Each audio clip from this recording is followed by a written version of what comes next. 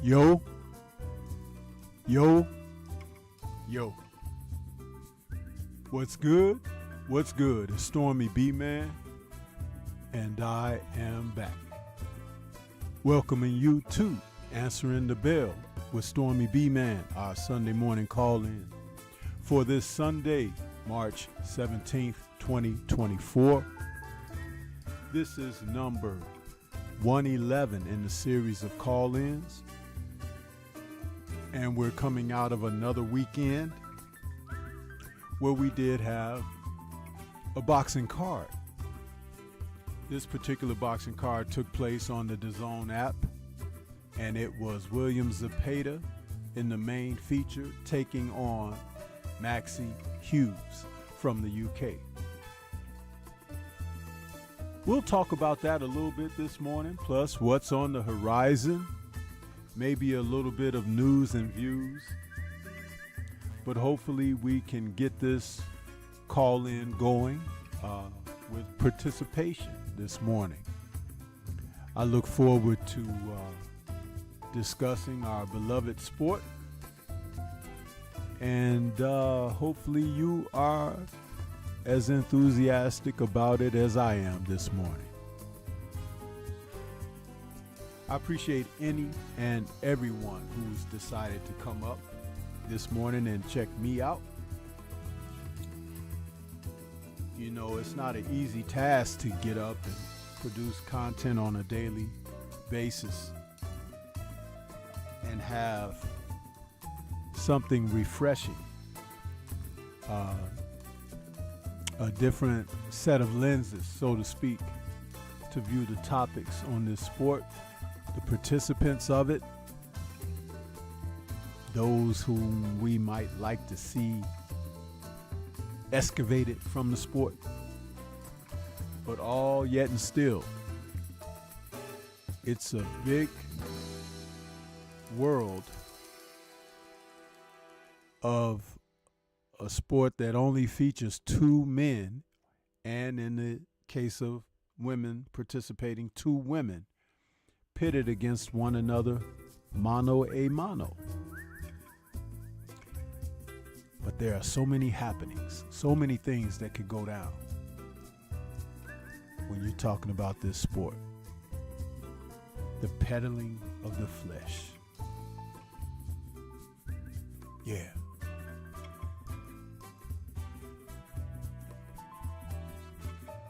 So I hope that you guys are up in your right frame of mind this morning. Hope that you're feeling good, feeling positive, and looking forward and ahead. Yeah. Let's see what we got here.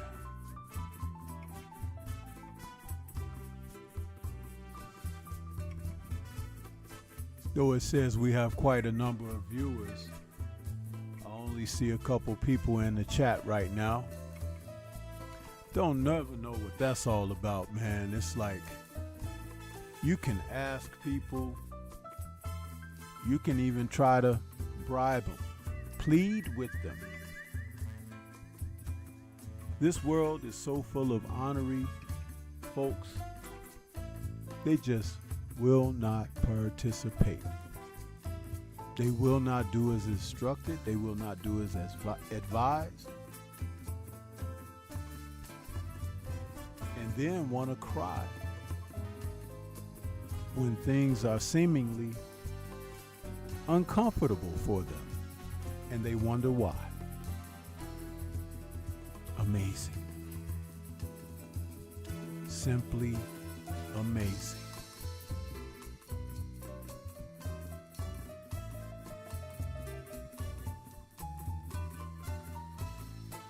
I do what I do because I've been blessed, motivated, and inspired.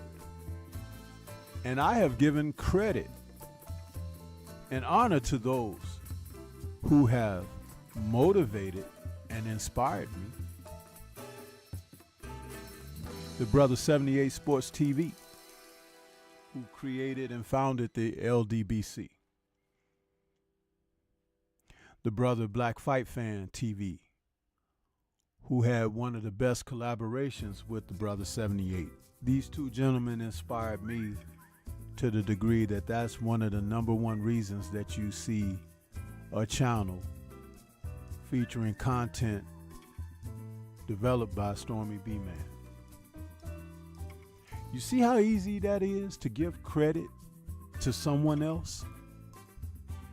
Because we do not really invent ourselves.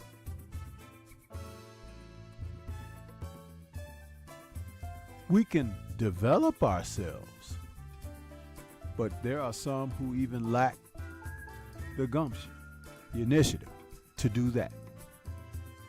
They'd rather steal off your plate from your back door,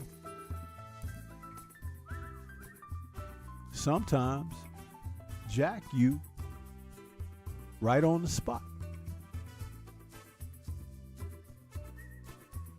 There's always a bad end to that. Always. Whether it happens immediate or it happens in time,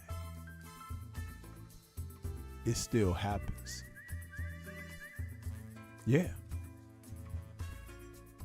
Thus, the following soundbite.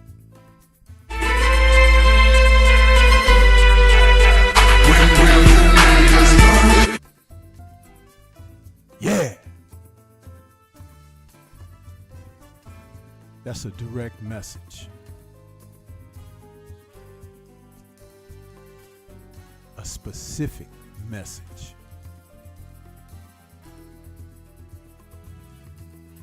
It's not for everybody. Not for everybody. Purpose, dutifulness. Yeah.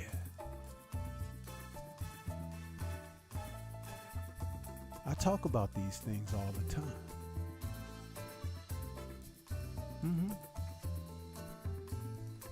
I do.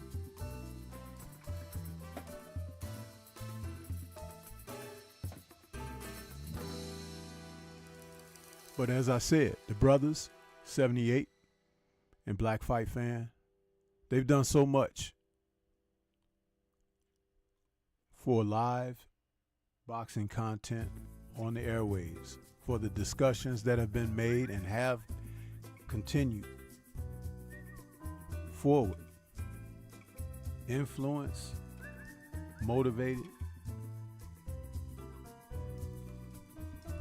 but it's very hard to be a creator.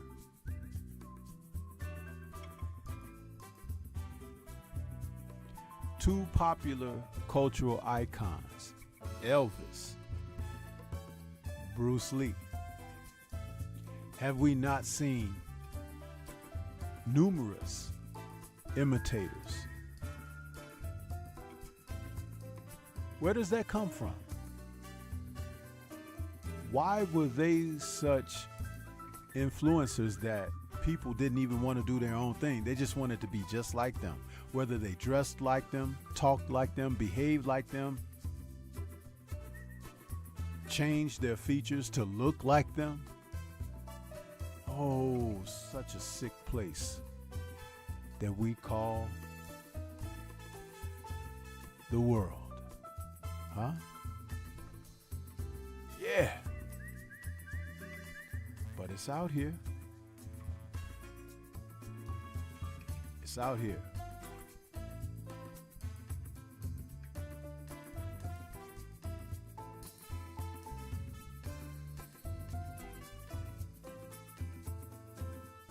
Influencers.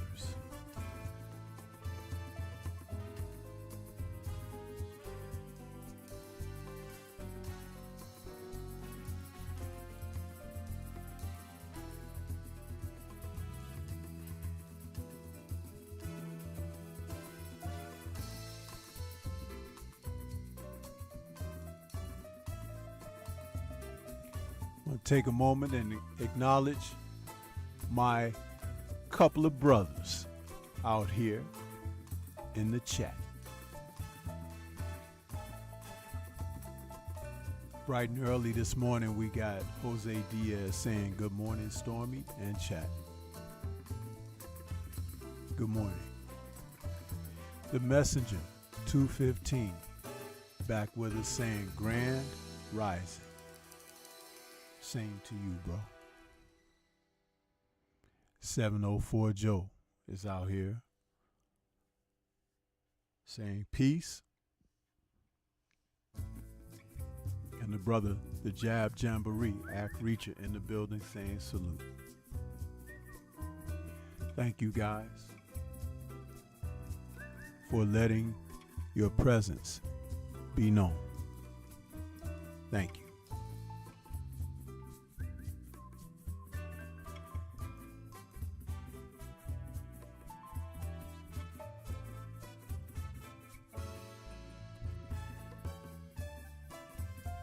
Making your presence known is important in life.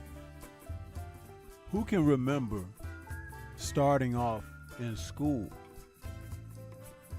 where the teacher would be addressing various subjects and would call upon the class for participation by saying, like,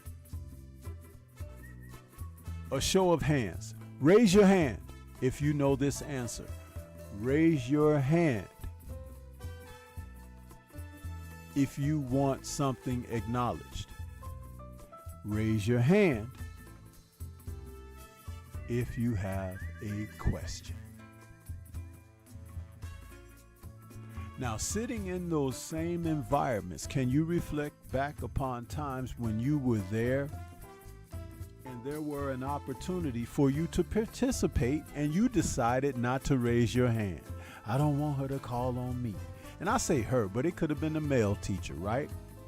I don't want them to address me in front of the class. Just in case I'm wrong, I don't want people to laugh. Just in case I'm right, I don't want to be called teacher's pet.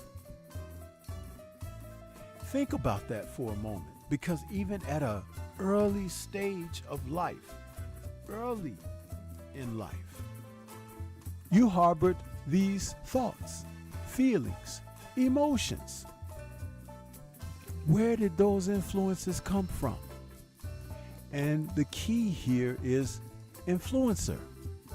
This is what I'm getting at here. A teachable moment.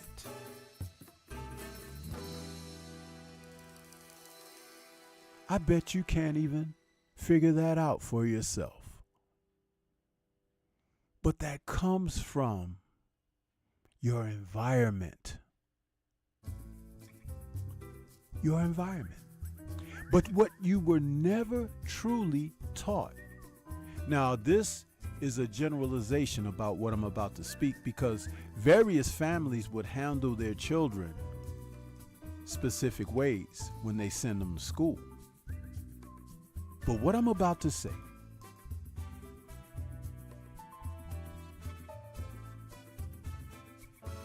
few were told, listen to your teacher. Interact with that teacher. Answer questions. Ask questions. Participate in the activity of the class. Apply yourself. How many were sent to school with those instructions and directions? Not many. So now you know why those feelings, thoughts, and experiences were influenced. Now you know how and why.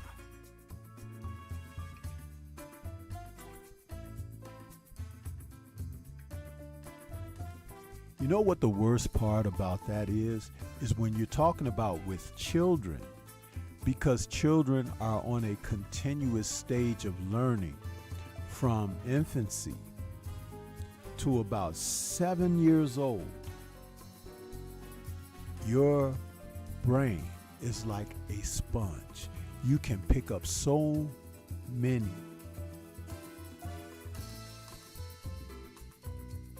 synapses of the learning process. It's the greatest point in time in your life. You can learn multiple languages, calculating,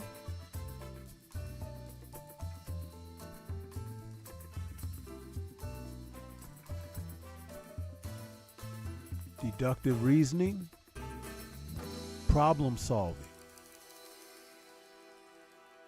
It all is contingent upon the environment that the child is raised in, believe it or not.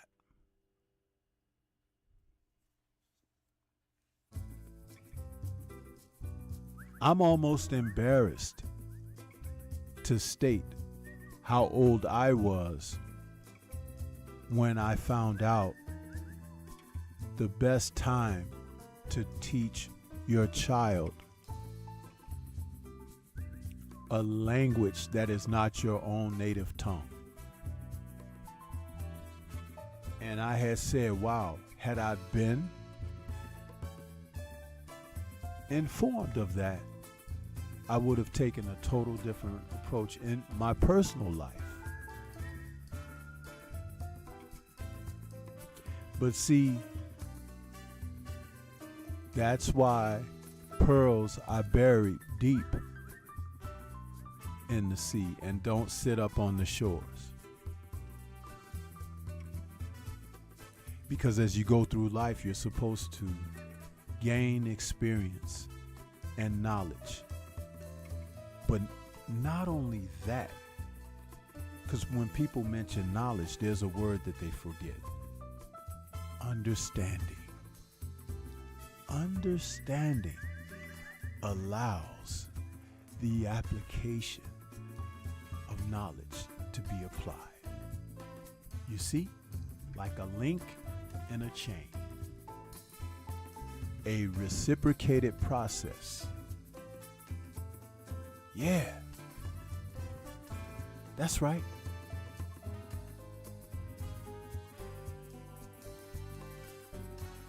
You can be aware of stuff, but have no understanding of it. Therefore, do not know how to act and respond to it. Huh? Yeah!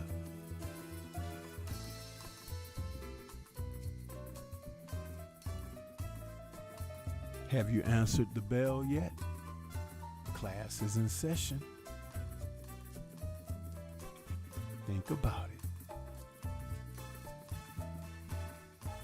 NBA D Nice is in the building. The messenger says no problem. Jose Diaz with the thumbs up.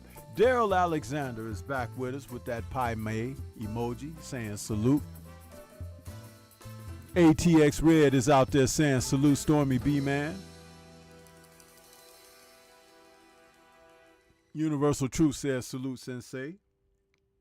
Channel emojis in effect. Jose Diaz says, how do you learn then? Very great question.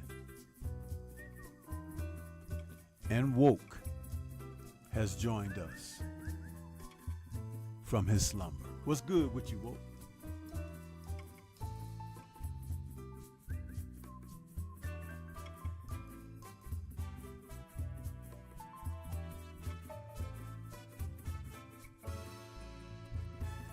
You see,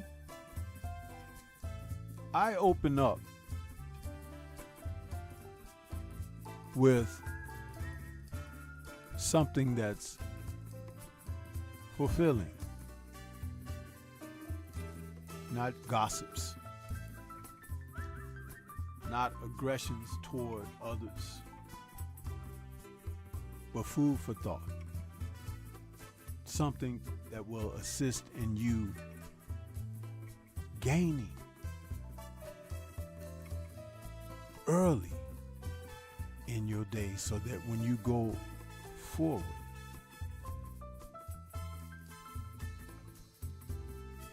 you're taking something positive with you. Yeah. That's how I do it.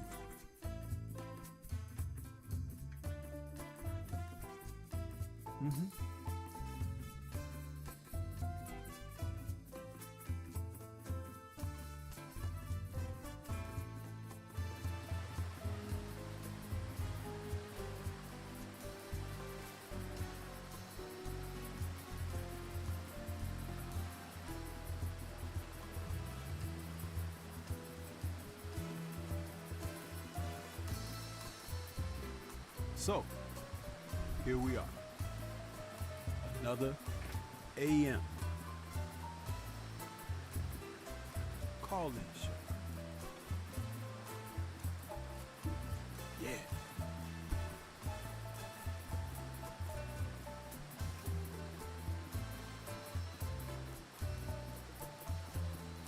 I put the poster for Zepeda versus Hughes up on the screen. That doesn't mean that's the only thing to be discussed today, but I like to put a little, visual up there for you guys. I'm down with these graphics,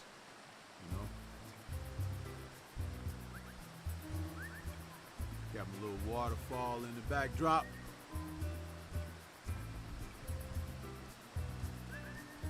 Water is important for our survival. How many of you know that? A show of ones in the chat if you are aware that water is integral to your survival.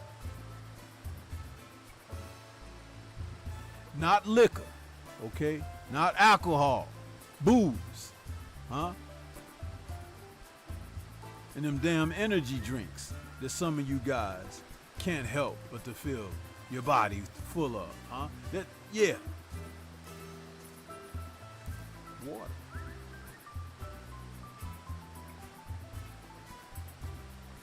You know they say that your body is like 80 to 90% water or whatever. I don't know the full ratio of that, but it's very high. What would you be if your body was 80% alcohol? Or Red Bulls, or power drinks? Or would you be a gushy, smushy piece of nothingness, Yeah. Some of you are still. Yeah!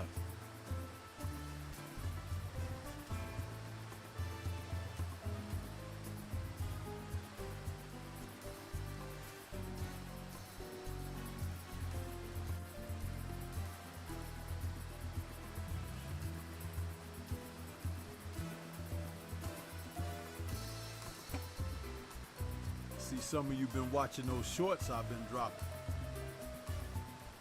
They're quite interesting, aren't they?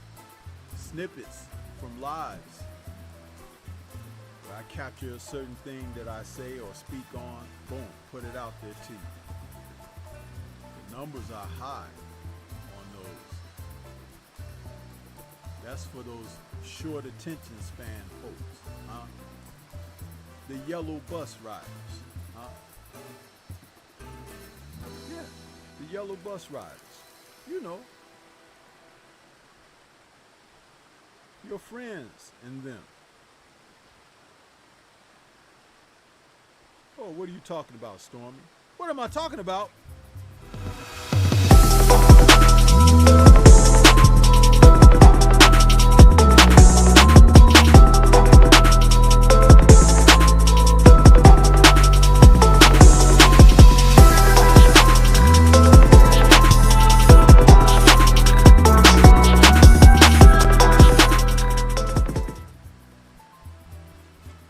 All aboard? Yeah.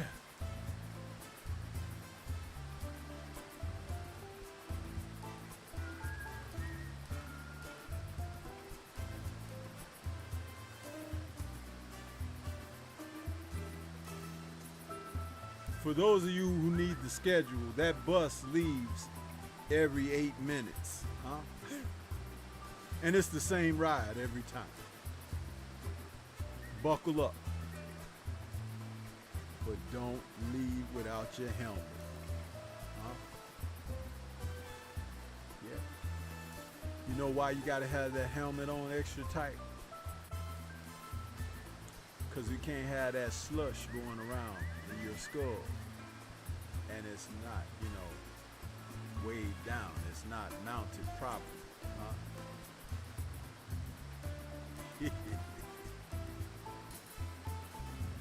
Yeah. Some people get offended by that, but you know what? Grow up. Grow up, man.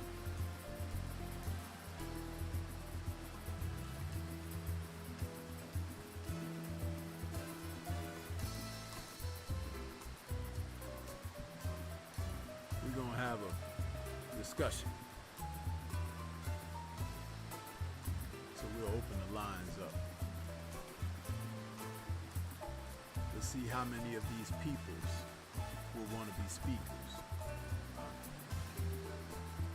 Yeah.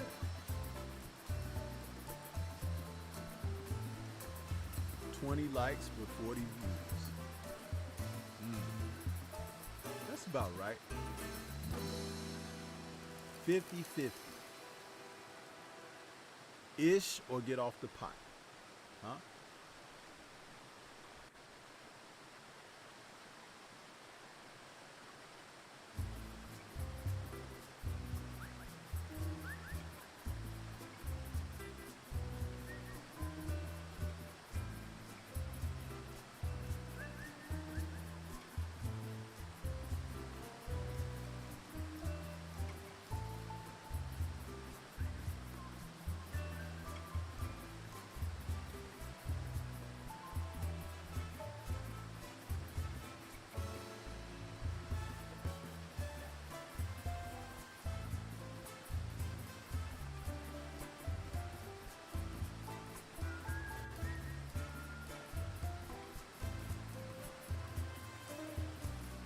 $704 Joe, what's good? What's going on, man?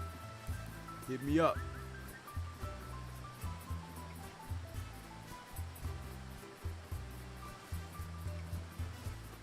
Jab Jamboree, hit me up. Big Cletus, hit me up. Jose Diaz, hit me up. Mr. Shelton, hit me up.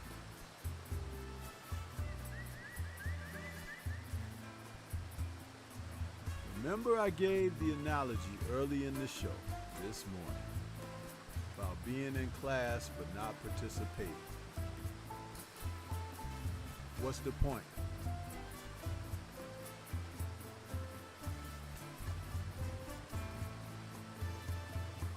There's no need for the knowledge if you're not willing to have understanding.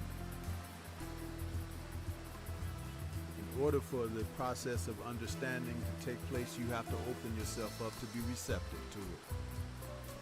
And once you have understanding, then you can assist with application.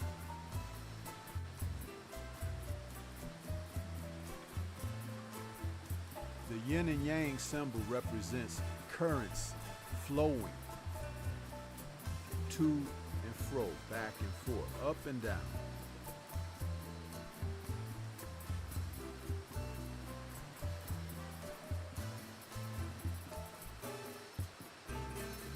If things only went one way,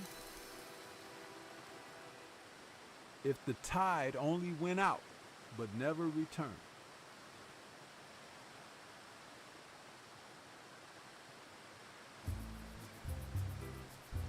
where is the process of energy if it doesn't have currency, if it doesn't flow?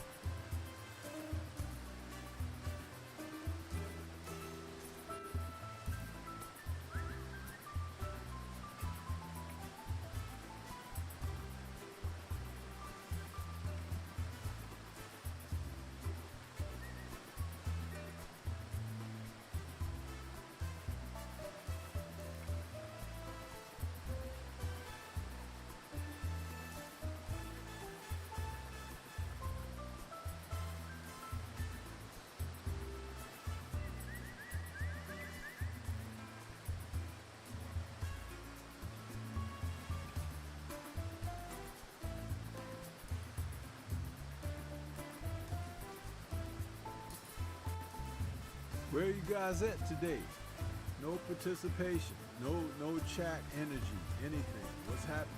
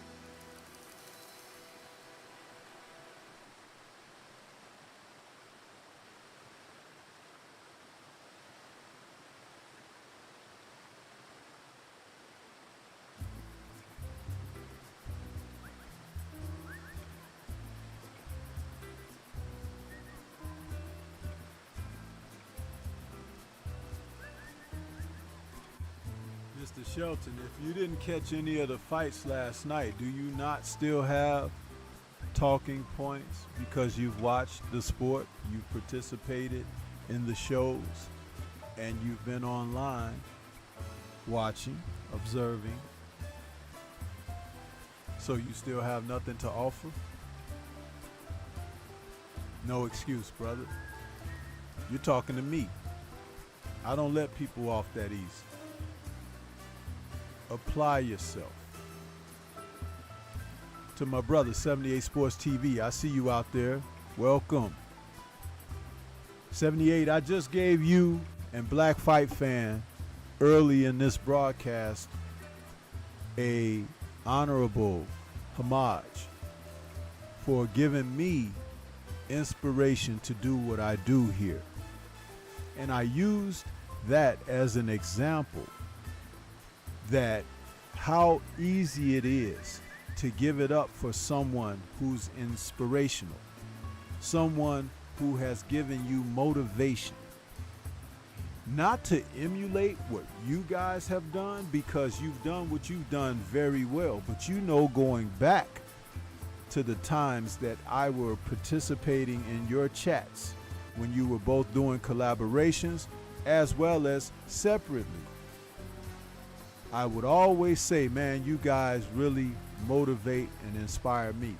I think I'm going to try to do this myself. And not only have I done it, I think that I've carved out a nice little niche of a lane for myself, because as I've always said, I would work within the framework of that which I'm familiar, comfortable with, and can apply with strength. So I come out here today and give, like I said, homage and credit to you brothers for what you have done, you specifically 78, for what you have wrought, what you have founded. And to be able to give that credit and honor to someone is something that in this broadcast I speak of as a teachable moment, because people need to understand. There are many of us who have gifts, but few of us who have motivation and inspiration. And a lot of times we're not taught, we're talking modern day younger people here, not taught to be inspired and motivated. You know, Earth, Wind, and Fire had a song where they started, keep your head to the sky. We don't even have inspirational music like that anymore. Isn't it no surprise, especially when they want to kill off a nation of people? So I said that I could lead by example. That's why I'm here. Yeah. We have strangers that'll come out here and just watch and watch, but not apply, not participate.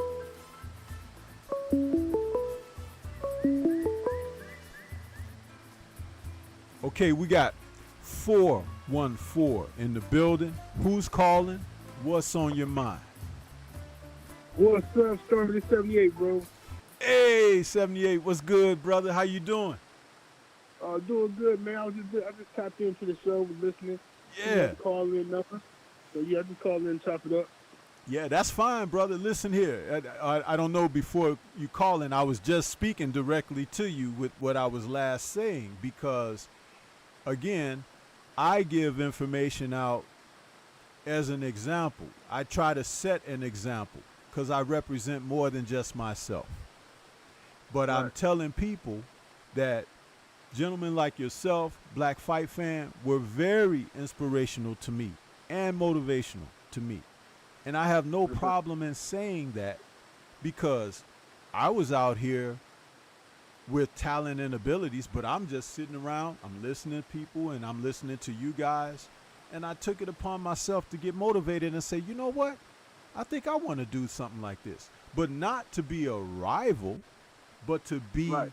a person inspired by, like, wow, I have boxing knowledge. I have boxing experience of interacting with fighters and coaches and trainers. I was like, why don't I do something like this? Absolutely. And so here I am today with the successes that I've had, and I've paid homage to you two brothers, you and Black Fight Fan, because you guys have put me on that path. And I don't have any ego in saying, like, these men did that for me. You know what I'm saying? And Right. that's leading by example. And I'm trying to speak with the dead out there. And when I say dead, I'm talking about those who are lifeless in moving themselves in life. Because there can Right. be something that'll move you. But if you don't feel, you need to get a sense of feeling and get motivated. Because a man wasn't put here just to be a lump on the log. Huh? He was not. And Yes. there are various places and resources that you can tap into. But if you notice that the world that we're living in now, we're not being influenced to be inspiring. You know, if anything, there's a heavy influence to be condemning. And you have to know the differences here. That's why even if a man is shy and, you know, he's not really motivated and he didn't have a strong influential barrier in his life, there's nothing wrong with him latching on to something external that represents strength. Because, again, you can learn from a baby. I've talked about this on the air. A baby will teach you all types of lessons. Does it not teach you when it's wet and needs to be changed? Does it not teach you when it cries that there's something wrong and you have to figure out what it is? It could be in pain, it could be hungry, it could be need of attention, it could be need to be changed. It could be a number of things. That's why when that old saying, you can learn from a baby, that's what that means. Absolutely. Right? So here I am, and I'm providing that this morning. And the irony is, just as you call, and I'm glad I answered your call, somebody else was calling at the same time. But why is it that somebody had to call at the same time as you was calling? Because I've been on now for 45 minutes. Right. And nobody called. In fact, when you joined in the chat, I watched the numbers go up. And I'm glad that you called for that very reason, because here it is.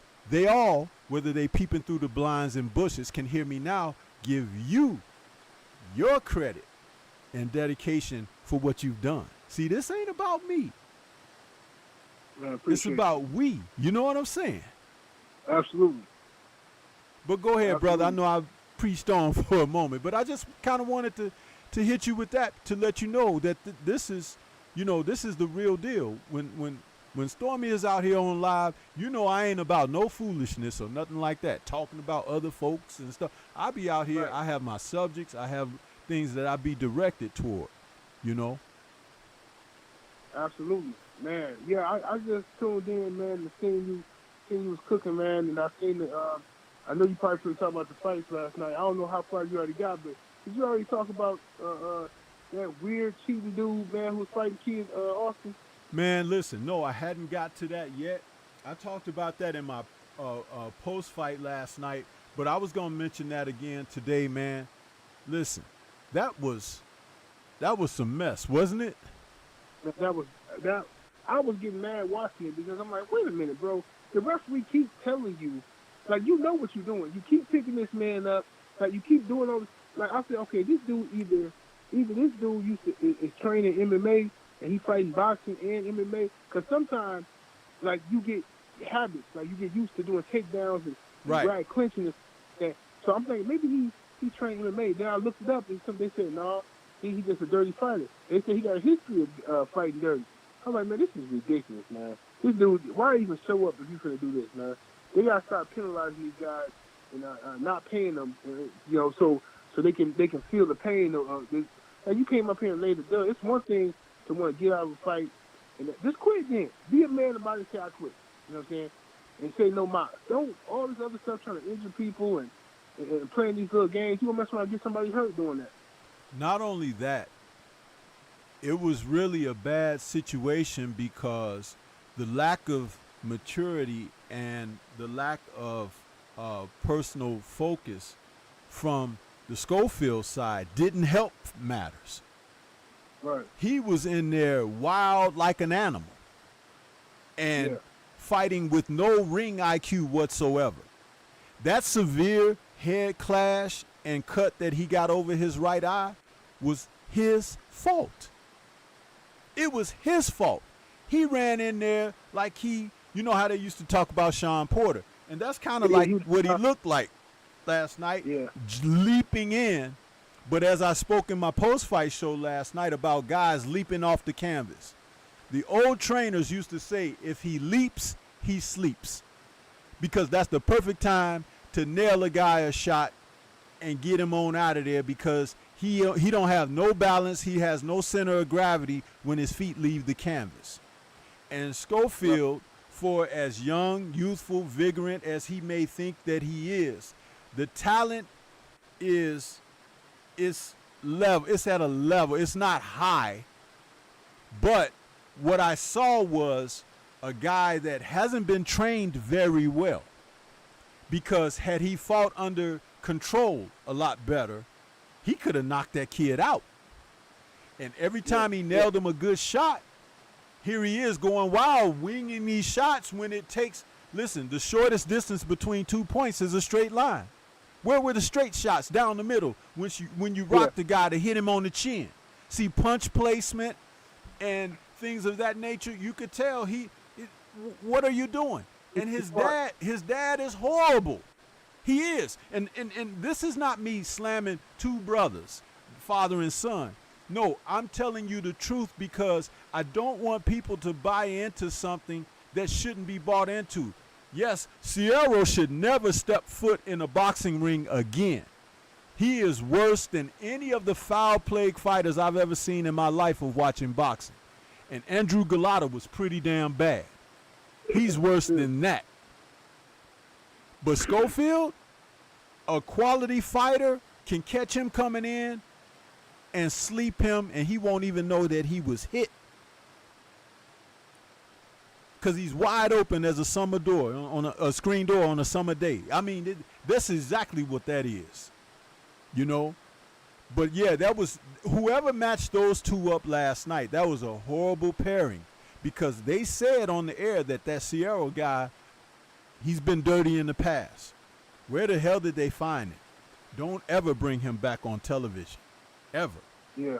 Because he's going to disappoint big time. Mm-hmm. And did you see his behavior after the DQ? Yeah, I seen him. I'm like, this dude is a nut case, man. This is a nut case. But, you know, to go back to what you said about Schofield, man, he fought emotional. He fought with anger. Exactly. I saw him lose his cool, and the whole time I'm watching this, I'm thinking, bro, I like you, bro, but you ain't ready for Shakur Stevenson. Don't do that. Don't stop calling out Shakur Stevenson, because Shakur, while you mad, Shakur can get you mad. He can get you frustrated. If you get you frustrated like that and have you leaping in and lunging, same thing you said, bro, somebody gonna put you right to sleep, bro. And they ain't got to be a power puncher to do it. All you gotta do is put it right where they need to be, and all your momentum and force is coming right to them. You know what I'm saying? And if they catch you coming in, it's a wrap. So yeah, he got to discipline himself. He got to take his time, and he gonna fight. He needed this. He needed to fight a fighter like that, and learn that this guys like this is dirty, and you ain't gonna be able to get rid of everybody. But he got to know how to remain disciplined and stay level-headed and focused, and then pick this guy apart. If you more skilled than him, then let your skills pay the bills. All you do, you walk him into some stuff. Why are you chasing this guy? You the man. Why is he chasing this guy, lunging and looping and like as if you got money on a first round knockout or something? Relax. And see, that's the thing.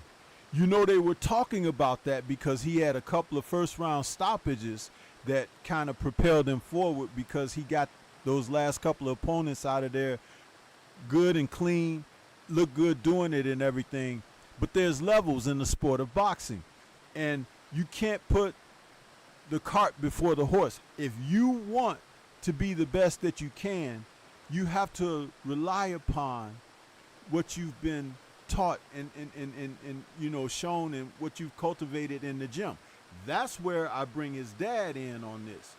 Stop blowing these guys' heads up because somebody knocked out a couple of people and, you know, things like that. Because understand this, in a prospect stage, they always give you guys to knock out. They do. Right. Because that's supposed to help build you.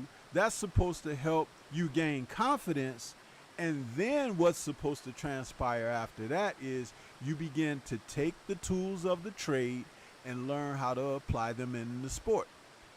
When you looked at him after that head clash, did you see him when they kept showing him in between rounds? It's like that look he had on his face, like he was in the alley fight or something. I'm getting ready to go get him. You know, he was like mad. You could see it on him. And let me tell you something. If Sierra was smart, he could have let that play right into his hands. And I'm going to tell you something about that Sierra guy. He had punching power, but he didn't. His ability to box and his psychology were separated. He wasn't there as a professional fighter needed to be there. That's why he was DQ'd. But a veteran fighter could see all of that anger and emotion that Schofield was showing and turn that against him and use it very well. Now, this is a great teachable moment that they've had this experience. They could go back to the gym, study the films and tapes, and look at things and find out how to come out better. But I got this distinct feeling that's not going to happen. I've seen people like he and his dad before. You actually got people like he and his dad in the sport right now. The Lopez family, that's the same shit. And I'm just calling it for what it is.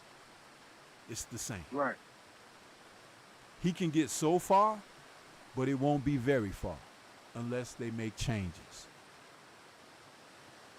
And see, that's the thing that people don't want to hear, because this is not a popularity contest, folks. It's not. You're talking about a sport where men are being hit upside their head. And they live lives outside of what they do professionally in the ring. And if you're catching shots to the head,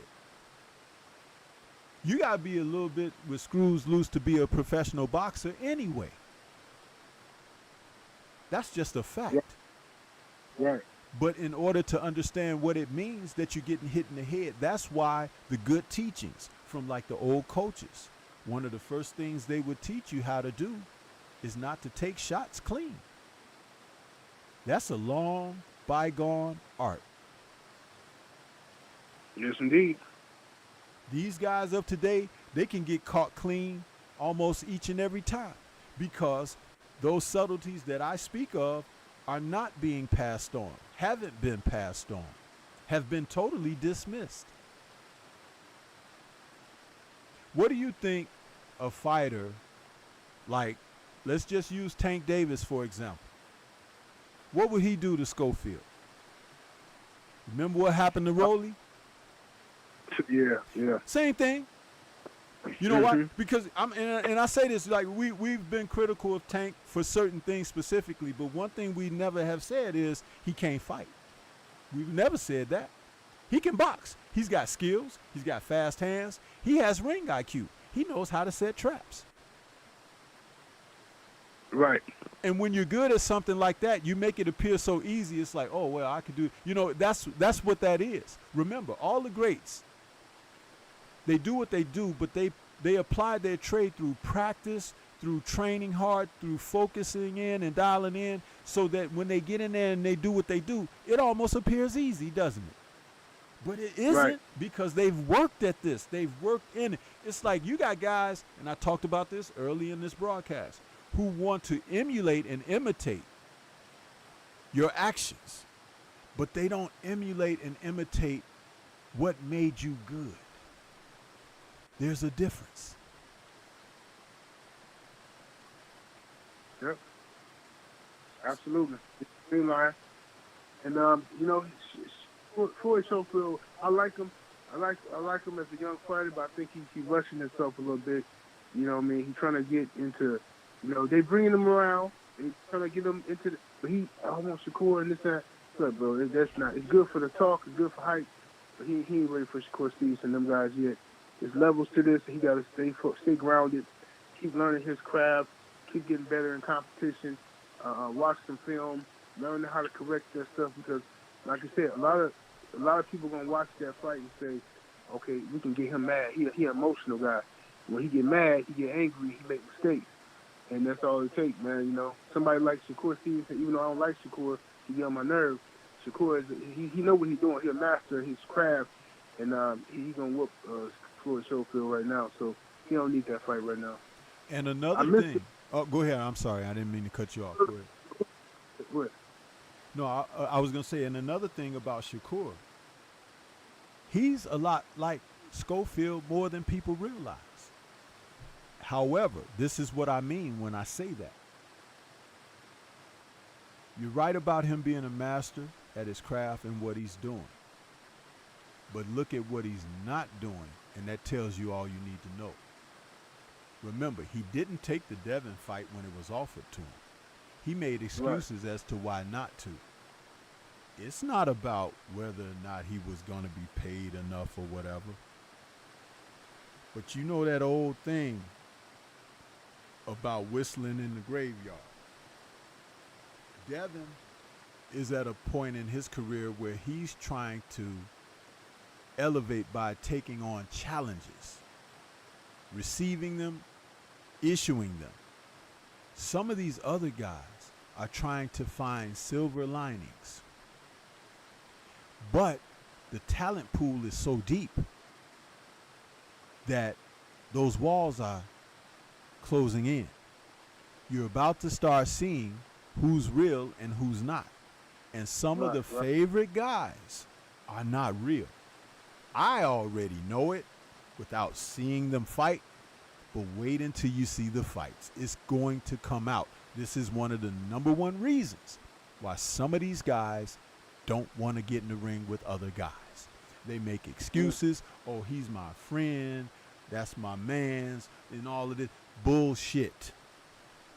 Right. I've seen fighters become best of friends after fighting one another because they brought something out of each other after facing off.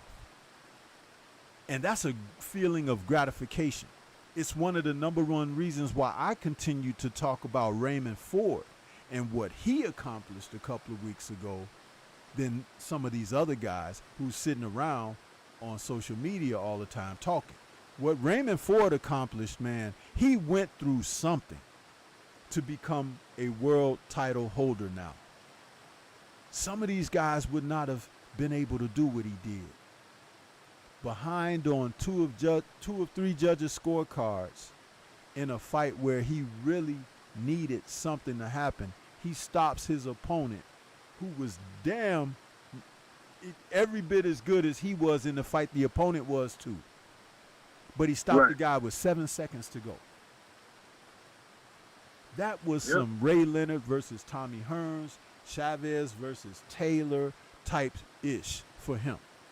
Because you can't take that away from him now. He had a personal live experience where he learned that it ain't over until it's over. And I know that if I keep trying, doing my best, something can happen. See, that's more than a coach preaching to you, drilling stuff to you in the gym and everything. When you've gone out there and you've actually done it and accomplished it, it gives you a different plateau to stand upon because you know that you're capable. You know that you've done this. And that's a greater deal to be able to build upon going forward than anything else. But notice how ain't nobody talking about what Ray Ford did. And I think that's a damn shame because he's young just like these other guys. And what he did was special. Some of these guys have knocked out opponents that don't belong in the ring with them. And they don't have, let's just say, like when you looked at them and their opponents on paper, it's like, oh, he's supposed to win. And they've done that in good fashion, but who have you done that against? Just like Zepeda last night beating up on Maxie Hughes. The one thing I knew that Maxie Hughes was going to bring to that fight was he was going to try. He was going to try. But his skill set, ability, and talent was beneath what Zepeda brought. But Zepeda, don't forget, was offered a chance to fight Tank. He was offered a chance to fight Devin. He turned those fights down. Right. Or at least Golden Boy did. So why was that? That's because they want to build this train and go down the road and tracks. They want you to witness him beating up on guys like this, like he did last night, so they could talk about how great he is and this and that. And the public will buy into those foolish notions. But it's like, until he fights somebody, man, I ain't got time. And just like I said on my show about him last night, 78, he came in there with all that acne on him. What's up with that? I didn't even see all that. Yeah. But see, like I put it to the people last night, and you probably, I don't think you heard it, but I'll repeat it. I said, fighters like Zepeda, okay, he been through at least a 6 to 8 to 12 week camp training for his fights, right? Great. Right. So in your training camp, you're eating the best of food, drinking the best of your drink, exercising. You're doing all of this. You're training. You're in your full camp. So you weigh in the day before your fight. You make your weight. You're at your best.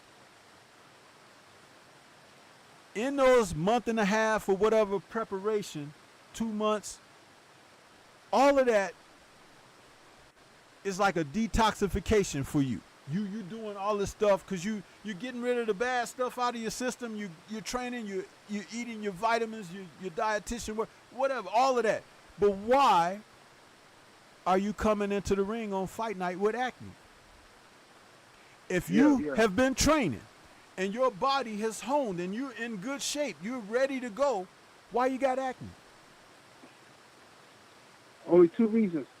Only two things can bring about sudden acne like that on an adult. It's already went through puberty and your hormones should be stable. Two things can bring about. One, the addition of foreign testosterone, something that alters your hormone balance that can cause your hormones to get out of whack. Because that's the only reason why you get it going through puberty. You get a lot of acne because your hormones are trying to balance. Your body's always looking for harmony. So until they balance out, you're going to end up getting acne from all of that. Now, it can happen from that.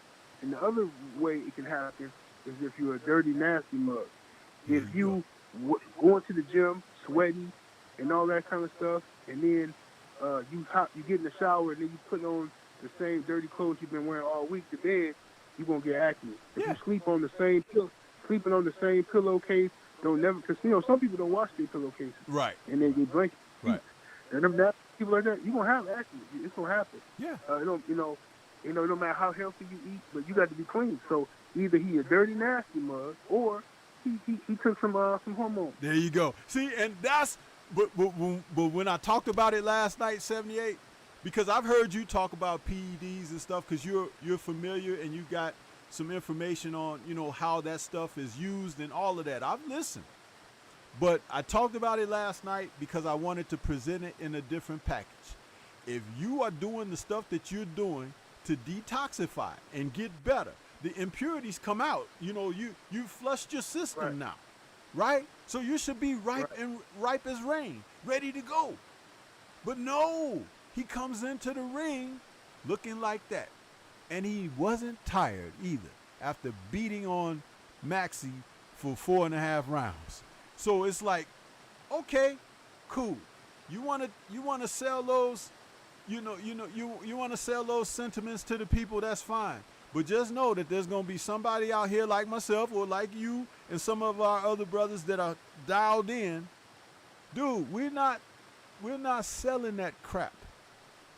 Put him in there against somebody good and let's get that OSDT. Indeed. Right? Yep. That puts an end to all of that. It puts an end to all of that. We just saw when Miller fought in December against Dubois, he got beaten up and broken down by Dubois, but he didn't have his extra stuff with him, did he?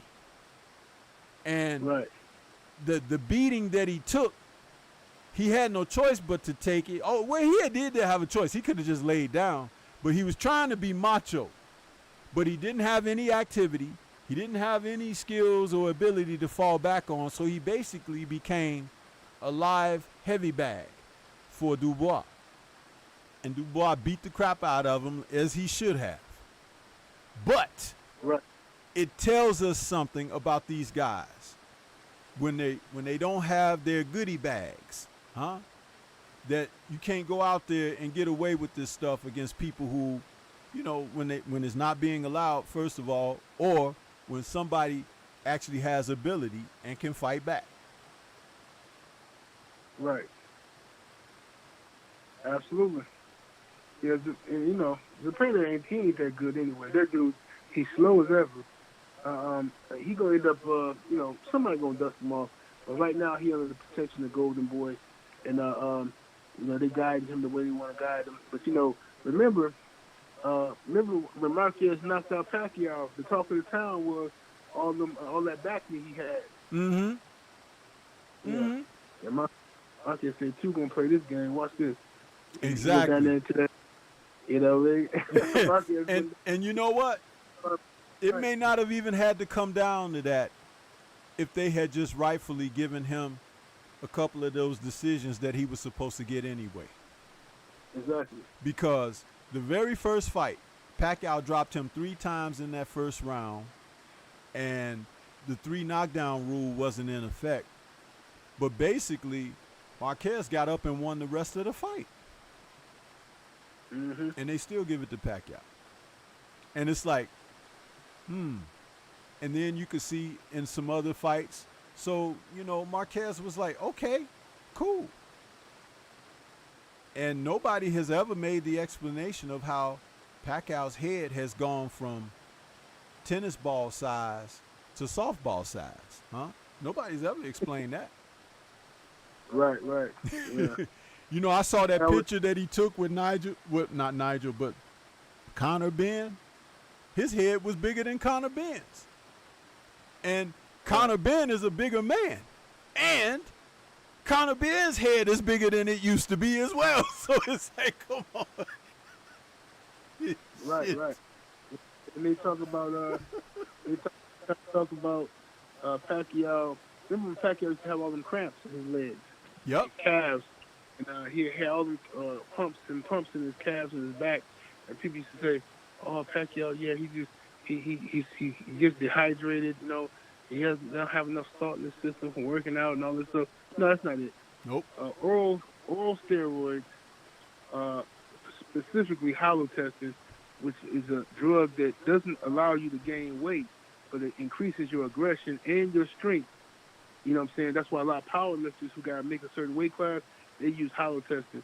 But halotestin is notorious for giving you back and calf pumps. You can't really, it makes you strong and all that, but if you move too much on it, on your feet, your calves will swell up with blood, and you get fatigued and and all that kind of stuff. So that's the side effect of it, other than it being liver toxic. But Pacquiao and all them guys, Ariza used to make them little shakes and stuff, and it's just funny that a lot of guys that Alex Ariza was strength and conditioning coaches with. It's funny that they all had them little pumps and calf pumps and lower back problems and stuff. That come from oral. But see, I know they can't tell me that lie, because I know all the side effects. Right. You know what I mean? Yep. Right.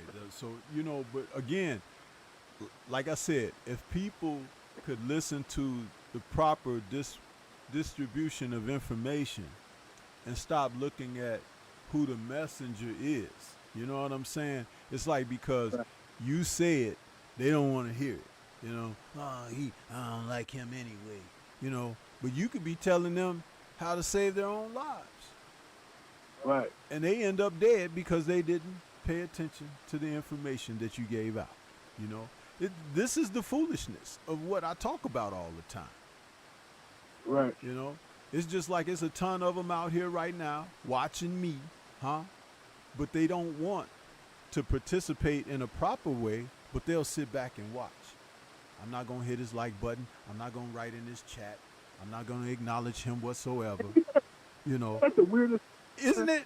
Like, why peek in if you ain't going to say hello? I don't understand. For the life of me, I don't understand that at all, because guess what? It's just like when you do your lives and, some of the other brothers, Drew Titan or BFTB.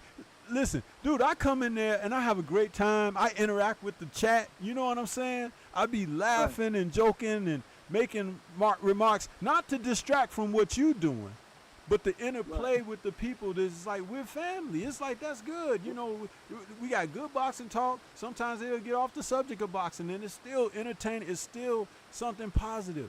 Man, we got these guys.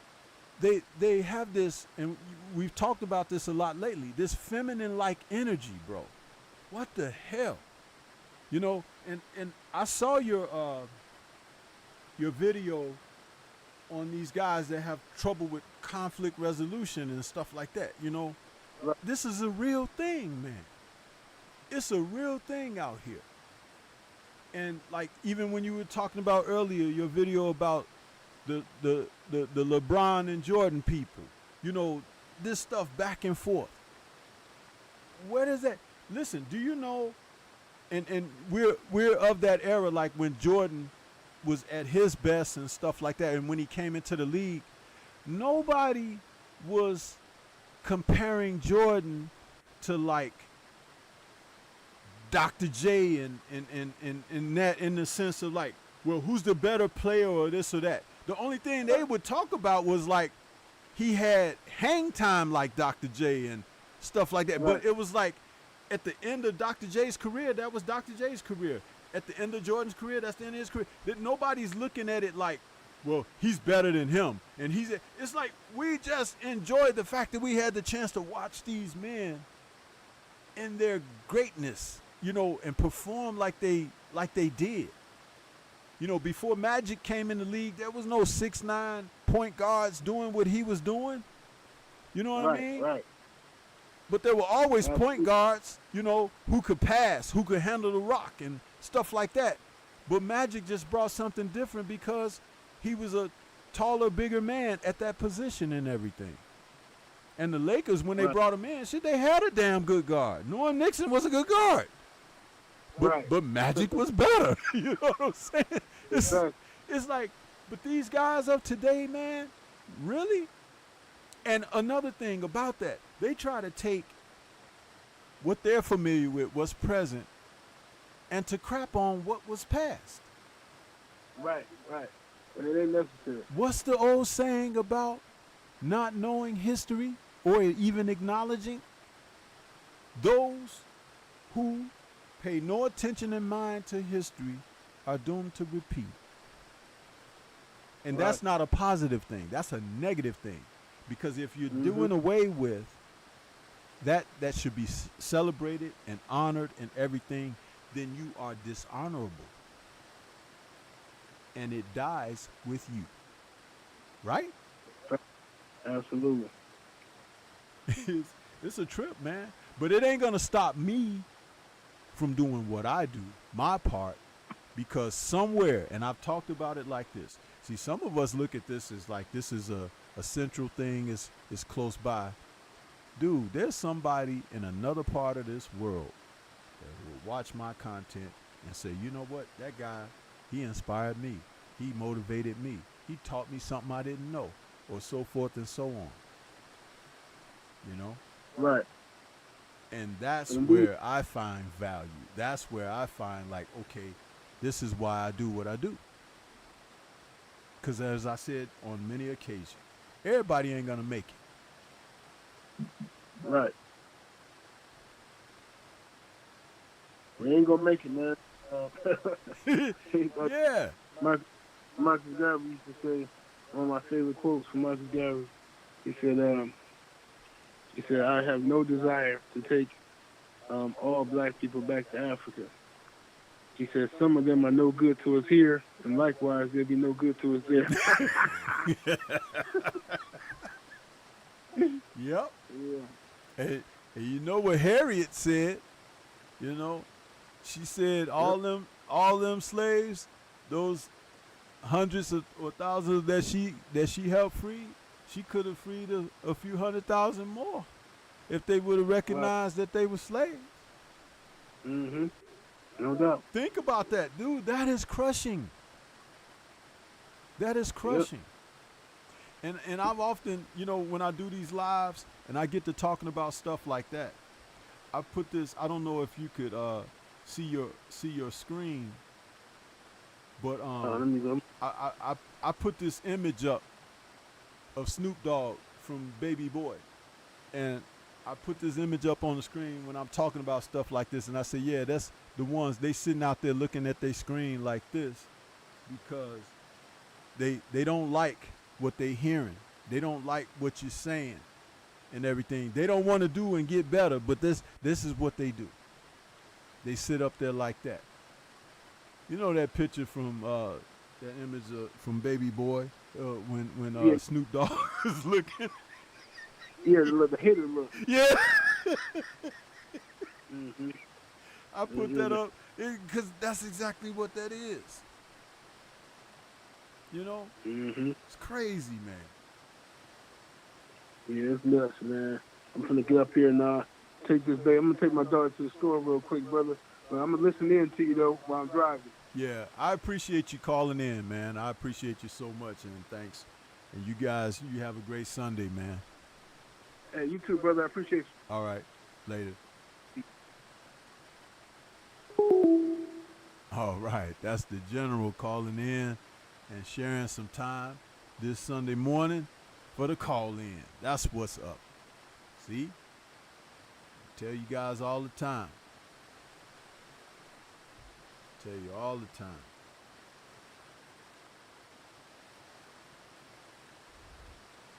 Now, there was someone that tried to call at the same time the general was calling. If you're still out there and didn't get mad and get that Snoop Dogg look on your face, you can call in now because the line is open. Don't be trying to call when somebody else is on the line. Foolishness.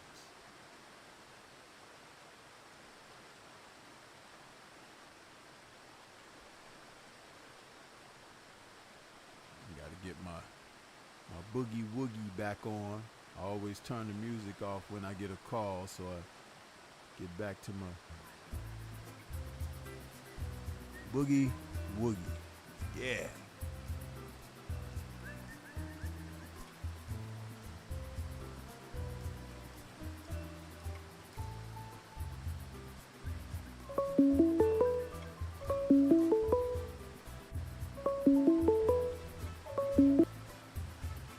Okay, we got 601 in the building.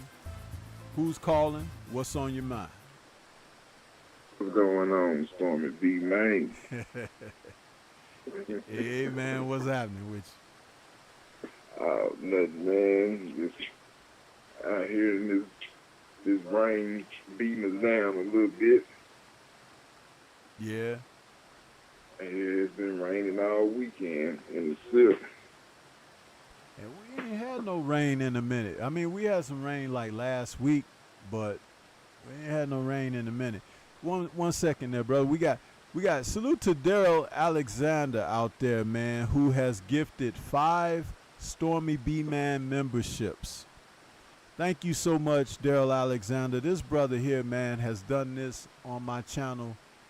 He is a super member to this channel. He just gifted 5 memberships.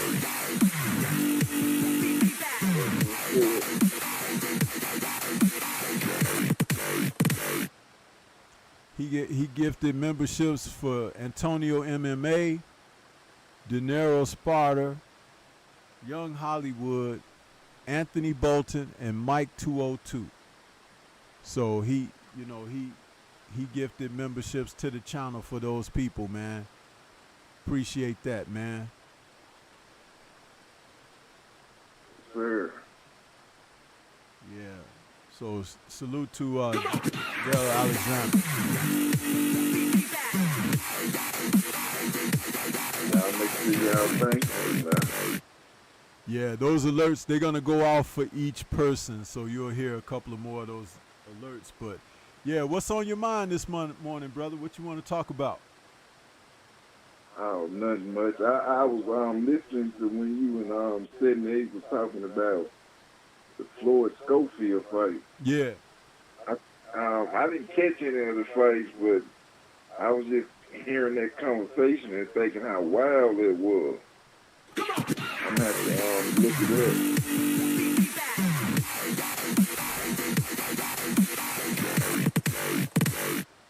Yeah, it's probably going to do that one more time. Go ahead, Mr. Shelton. Go ahead. Yeah, he's saying how dirty the fighter was, and boxing needs to do something about, Dude, that guy, I think he's from the Dominican too. Sierra, man, he was dirty. He was throwing low blows. He was throwing elbows. He tried to pick dude up and body slam him to the canvas a couple of times.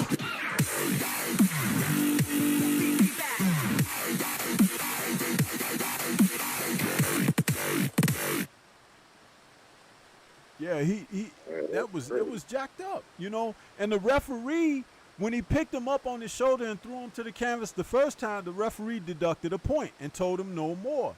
But do you know he did it almost 2 or 3 more times where the referee stepped in and stopped it from happening?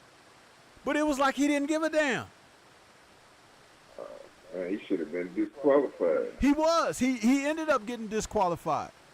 And what he got...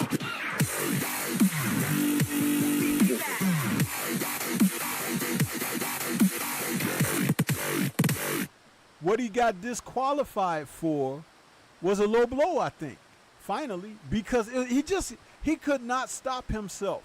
And then when they DQ'd him, he got all mad and was flaring his arms out, and he walked out the ring. I was like, dude, you did this yourself, you dumb son of a bitch. It's like, what are you doing? They should hold his purse like they did when Ivan Redcatch bit Danny Garcia that time. Absolutely, man, absolutely. Salute to Daryl Alexander with that super chat. He says, if you are gifted a membership, don't forget to check out all the exclusive membership content right here on Stormybman. Yeah, because my members, a lot of my content, like my Tuesday Tussles, In the Eye of the Storm shows, the 3 Wise Men of Boxing shows, have all been made exclusive members-only content. So you guys can go back into the archives and enjoy some of the best of the content that I've created and produced on this channel through memberships. And I made that stuff available for my members because, see, that's That's my way of giving to the people that want to show support for me. I don't think that with what I put out should just be out there for whoever to watch my stuff and be, yeah, I'm going to take these talking points and stuff like that, stealing from me. No, you're going to pay me. If you want to learn something from that, if you didn't catch it live, hey, I ain't down with your job. You got to go in there and get that Stormybman membership. Yeah, it's a lot of that going around, too. Yeah, man. And you know what's funny is this. It's just like when I was talking with 78. If you're good at what you do, there's nothing wrong with someone saying, hey, man, you're good. And I like that. I appreciate that. You know, show me some more. Give me some more. Here's $2. You know, what else? I don't care. But it's like when you just sitting back there and you just out there, and then you look for a moment to come back and make this videos about me or some of my brothers and sisters who create content out here, you know, calling us weird names and stuff like that, simply just to be in opposition. But you ain't no help. Right. You ain't no help to nobody. You're a hindrance, you know, to what we're about and what we're thinking and what we're trying to get accomplished. Because we have our goals set ascending. We're not looking down into the toilet. Huh? Yeah, it's crazy. You know, just to be different just because you can. But see, check this out. When we were talking 78 and I about Zepeda, see, I said it last night on my post-fight show, but he came in and he basically put that stamp and the mic drop on it about Zepeda. You coming in there with that acne, bro, off of a training camp. You're supposed to be cleaned, flushed, ready to go. System popping, ready. But you're coming in there with acne. And you see how we pointed that out without saying the obvious? Mm-hmm. Yep, that's the obvious sign. But they were praising him last night on the TV. I know you say you didn't see the fight, but they were, oh, he looks so great or whatever. And he fought like he had a bottomless pit of energy, bro. Now Maxie Hughes was trying to fight back. I don't condemn him at all. But you're in there against a guy that's not coming in natural. And you're fighting as a natural guy. You can't win against that. You can't win against that. Uh-oh. Did he have the acne on his back? Oh, it was all on his face. Oh, yeah? Yeah, that's how you know it's... Listen, man. Again, you're talking about a 28-year-old man with acne on his face. Yeah, it's kind of strange. Uh-huh. Mm-hmm. See, I can hear the naysayers now. Oh, the LGBT is hating on the potato. Here we go. let it be written, let it be done, as they said in the 10 Commandments, right? Because, listen, man, all we're saying is give us that OSDT, man, Olympic-style drug testing, and we can take it up from there. That should be mandatory. It should be. But there's so many men who are not signed up for the doping programs. So many. Victor Conte gonna tell on all of them pretty soon. Well, you know, the thing about it is this. If you're enjoying the benefits of having assistance to help you, eventually it's going to come out. It could come out tomorrow, or it could come out after you're done. But it's going to come out. Mm-hmm. And you can get mad if it comes out tomorrow or while you're on your journey. But it gives me proper reason to not support you and give you any consideration or credit for what you're doing. Because Right. those who It's just participate in the it's program freely, they have nothing to hide. Mhm. We're taking an exam. I studied, and I'm working hard to pass my exam. You stole a cheat sheet, and your grade is higher on the final exam than mine because you had a cheat sheet. I barely passed. But that makes you better than me? You cheated. Yep. You didn't even study. So when you're found out, we're supposed to have mercy? We're supposed to give you provision and consideration? And fuck no. Hell no. And for those of you who can't understand that analogy, put your children in that place and position. And they're in school. Huh? They compete to be the best in the class. But the teacher want to give everybody a participation trophy because your child outshined them because they were better. To not award who was better and just make it okay that everybody came along for the journey. That's improper as well. Because when you do something like that, where is the incentive for the others to do better? Exactly. They're gonna look at everything and say, "Well, shit, I'm at least I'm gonna get my participation trophy." But if you don't have that type of situation, what will happen is the others will be like, "Man, what I got to do to get the championship? What I got to do to get this and that?" Then they work harder. They buckle down. Some will just quit and won't apply themselves, but that's more about their character and the environment that they're raised in than it is about anything else. And sometimes rocks do fall by the wayside, right? Instead of being gathered at the foundation. Yeah. And these are the kind of things that I put out there, bro. It's like I say it, you know, people get mad. I told you they get that Snoop Dogg look, you know. But I don't care about that because it's a fact. And somewhere along the line, somebody's going to advance for me saying it, not covering it up, not putting a shroud or a curtain over things and blocking, you know. I hear you. I definitely hear you. Yes, indeed. But we got some fights. I think Dillian White is fighting today. I don't know if it's on TV or not. I haven't looked. But he's fighting that guy Christian Hammer today.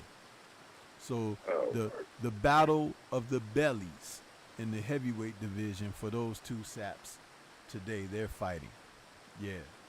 Man, I hope Christian Hammer beat his ass. I can't stand Dillian White. Man, nobody can, bro. Nobody can stand that dude, man. Nobody He can just stand. gets chance after chance after chance. But check this out. I didn't get a chance to say nothing while 78 was on, but I wanted to get your thoughts on this, man. On Wednesday, March 27th, bro, Jose Adorno is going to be on ProBox TV that night because ProBox TV does a show every 2 weeks on Wednesday nights, right? And this coming, not this week, but next week, the 27th, Joseph Adorno, I said Jose, Joseph Adorno is going to be taking on Nicholas Walters, man. What do you think about that, Mr. Show? Oh, snap. Yeah! Where in the hell has he been? Oh, my boy, they dug deep. And I know, right? Oldie. I know. So I was like, I had talked about it on my Friday night chop session when I found out that, and then I said I thought I'd bring it out here today before we get out of here on this show. I was like, dude, that's a conversation that's got to be had. Then where the hell did they find Nicholas Walters? It was like, where is Waldo with this dude? I heard that he, I don't know if it was true, but I heard something about him being a tour guide in Jamaica. Man, or something of that nature. I don't know where he's been, man, but that dude, I was like, what was the, when did he fight Lomachenko in 2013? I think so, yeah. I know I was still in my 30s when they fought. Shit. Oh my goodness, man. That's been, 11 years? Dude, I don't know what they, I don't know. I just can't. But the funny part about it all is this. His performance against Lomachenko, and you guys, if y'all haven't watched that fight, you need to watch it.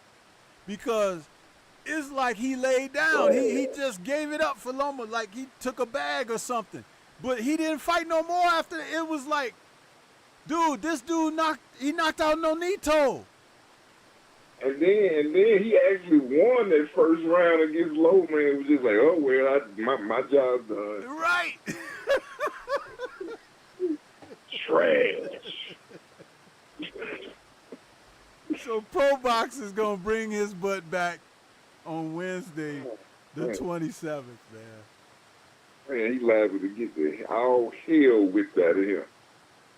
I don't know what made them say, hey, let's go get this guy. I don't know. But I'll be tuning in, though. I'm going to tell you that. I ain't going to lie. I'm going to be watching. I caught they shows before. I'm subbed to the channel on YouTube. But I never catch it right at the beginning. What time does the show normally start? My time is usually around 6 p.m. Central. Yeah, I'm on Central too. Yeah, okay. So that's the time 6 or 7. There have been 6 o'clock starts and 7 o'clock starts. But tune in at 6 just to be on the safe side. You might catch those deep undercards. But they have had some pretty darn good shows over the past couple of broadcasts. Yeah. They really have. Cause they got a lot of young, hungry fighters. Yeah, I caught this guy who's a part of the Berlanga camp, Najee something. What's his name? Najee Lopez, I think it is. He fought like 2 weeks ago. And I had to call Drew Titan. I say, Drew, check this fight out, man. And we were watching it. It was pretty darn good fight. So Pro Box, to be in sincerity about talking of them, dude, they're like the new Tuesday night fights.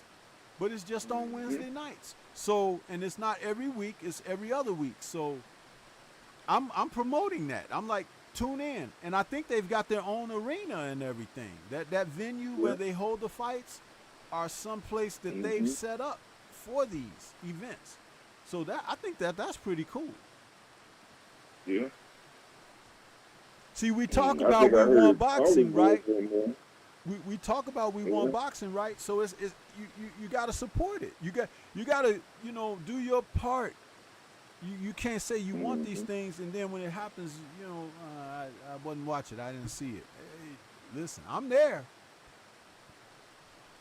Yeah, I hear you. I'm sure you said on the 27th. Yeah. I'll be tuning in. This is must-see TV. I got to see where this goes. And like I said, they're doing shows like every other Wednesday. So, and that's pretty cool within itself. But coming up on Friday, the 23rd, that's going to see the return to the ring of Oscar Valdez. And he's going to be taking on that guy that nearly upset Emmanuel Navarrete, that guy Wilson from the UK. He's taking on him, and then in a doubleheader co-main event, Sanisa Estrada is coming back. Super bad. I like her. She's a little half pint minimum weight champ, you know, undisputed. Yeah, I've seen her fight before. Yeah, and she's taking on that woman, Valley. They're gonna get it on. So that's a good card for ESPN for a Friday night.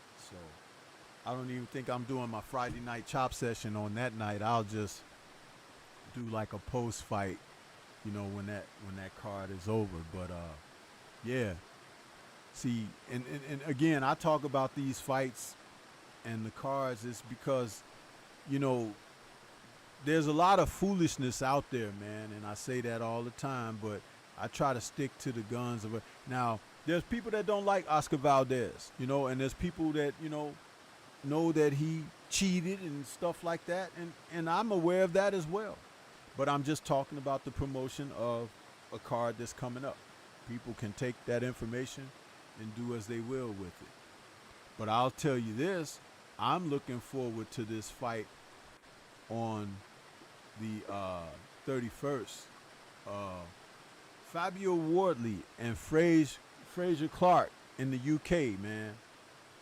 This is a big fight for the heavyweight division because these two men, whomever wins this fight, is going to be the UK representative in the heavyweight division for the new up-and-coming young dude.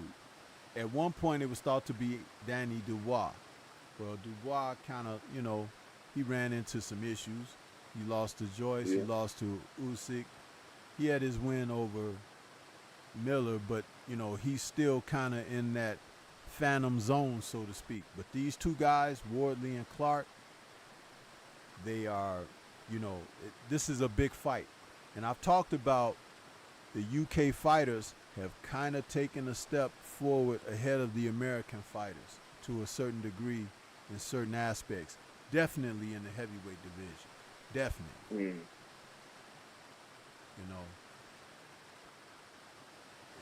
And there's a UK, there's a ESPN card coming up where they're going to have Jared Anderson and Effie Ajaba fighting in a co-main and main event, but they're not fighting each other. And whomever that is that Jared Anderson is fighting, I think that's another pick'em for him. But Effie Ajaba is fighting that big Italian guy who was in the Olympics, who's been on ESPN a lot, that Gino Valentino something. Gino Vanelli. I'm sorry. Gino. Is he a bald head dude? No, he's not bald head. He's a big, tall Italian dude, but he was in the Olympics. And he lost that fight to, was it Jonathan Rice? Because he got that cut. And Jonathan Rice opened up that real bad cut over him. But he's back, and he's gonna Vanello. I call him Vanelli because Gino Vanelli, that's the guy that sings that song. I just wanna stop. But this Italian kid, he's strong. He's got good punching power, and he's fighting Effie Ajaba. And if Effie ain't got his act together, he can get knocked out in this fight, bro. So, but who is Big Baby Anderson fighting? He's fighting. Let me pull up. I'm only 23. Yeah, I'm only 23. Yeah, it's freaking ridiculous, man. Let me. Oh man, I can't believe that kid, man. And then he's getting in trouble with the police and everything, you know. Right. I heard threatening to pull up on lightweight. Yeah, they're fighting on May 14th, and he's taking on this guy, Riyad Murray, who is 32-2 with 26 knockouts. He's from Belgium. Okay. He's from Belgium. And and he won a split decision over Tony Yoka in his last fight, which was in December of 2023. And the only other fighter on his record that I recognize is Kevin Lorena, who he fought before that Tony Yoka fight, and that was in May of 2023. So, and Tony Yoka, you know, he was originally highly touted, but he done took some losses now, and he done dropped out. But this kid, hey man, if Jared ain't got his game on, maybe this guy might be able to do something, because, like I said, 32-2 with 26 knockouts, that means he can crack a little bit himself, you know? Yeah, I see Jared doing what he, does. Piecing them up, then, going to crack, with his little dog and stuff, so. Yeah. Pretty much, I want to see him and F.A. fight. That's the fight to make. That's the thing, and they keep putting that off, man. That's why I'm giving Frank Warren credit for putting, not Frank Warren, who is promoting that fight with Clark and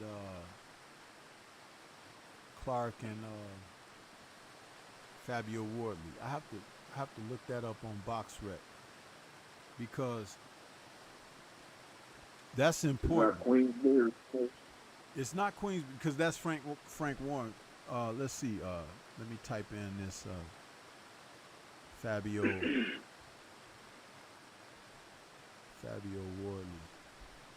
Fabio.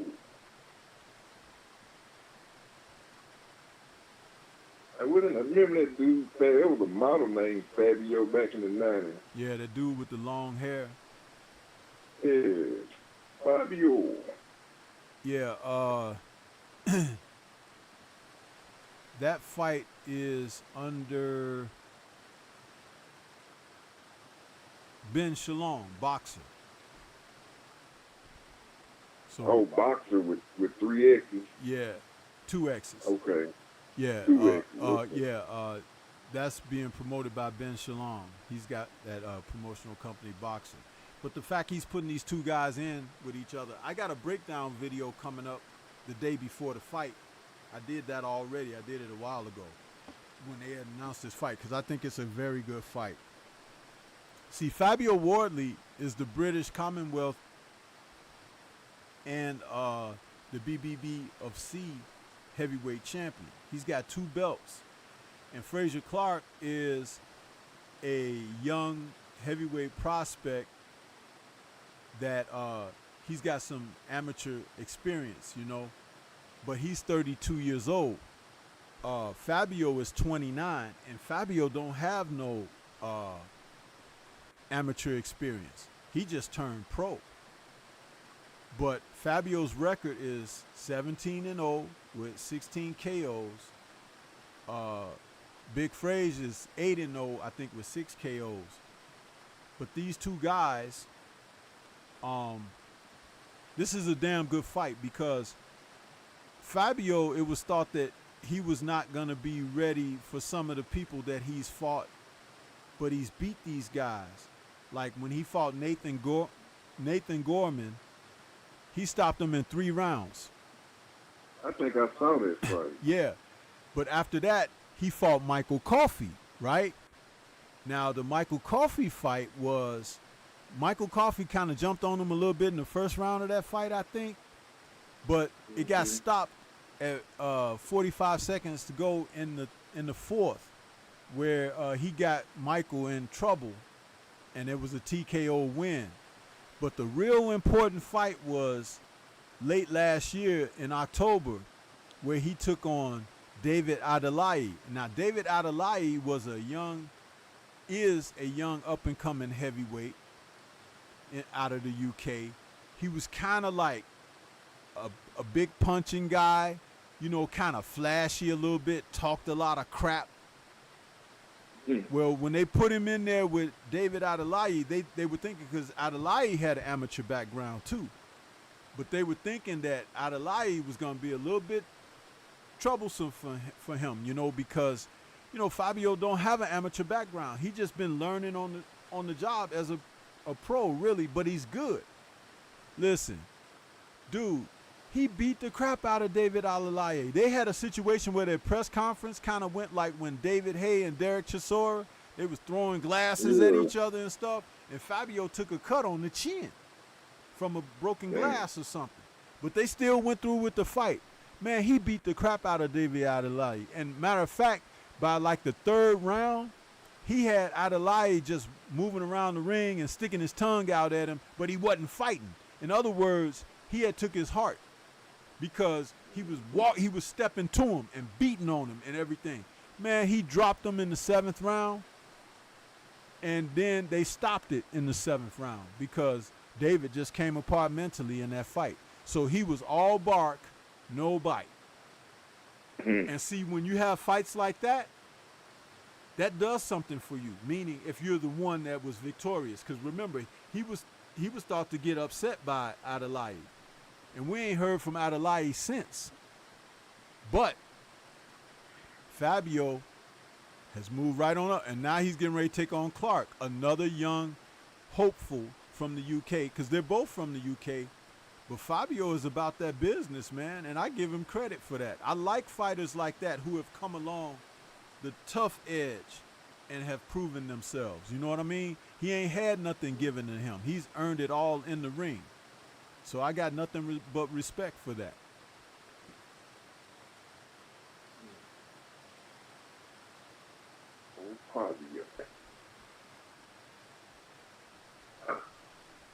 So I don't know what the U.S. fighters are going to do, man. Effie Ajaba and Jared Miller, they should be fighting each other.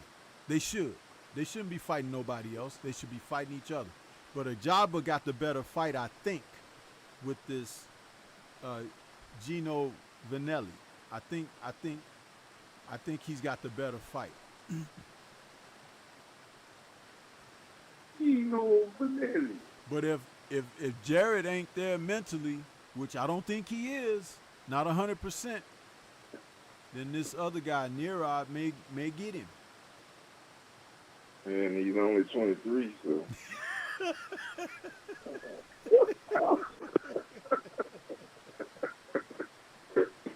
I cannot get over that. I cannot.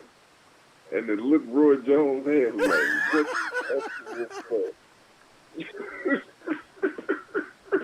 You know, Roy, he's got twin boys, right? I bet Roy ain't even heard his own kids say some goofy stuff like that to him. Like, you know, but Dad, I'm only 23, you know. It's like, man, if you don't get your big weak butt out of here, what kind of foolishness is that, man? And he got a damn support animal. You know, come on, man. trying to bully. Taking police on high-speed chase and stuff. What the hell you think this is? Cops 2024? Bad boys, bad boys. What they gonna do? What they gonna do when they come for you? You know, it's this Mark out here. You know.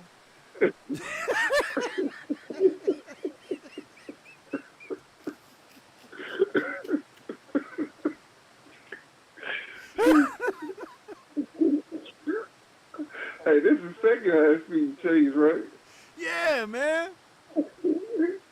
This Mark think he in GTA. He got 5 stars. He's supposed to be a pro boxer. This Mark think he in GTA. Gold is 60 seconds.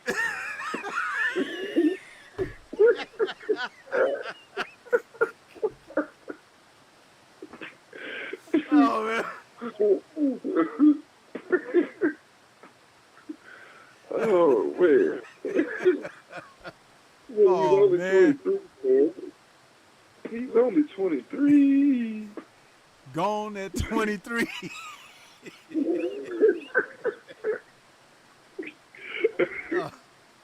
Hey, you know how Fred Sanford used to say all the time on Sanford and Son, Elizabeth, I'm coming to join you, honey. This fool is yelling out to his brother, hey man, I'm coming to join you in this cell.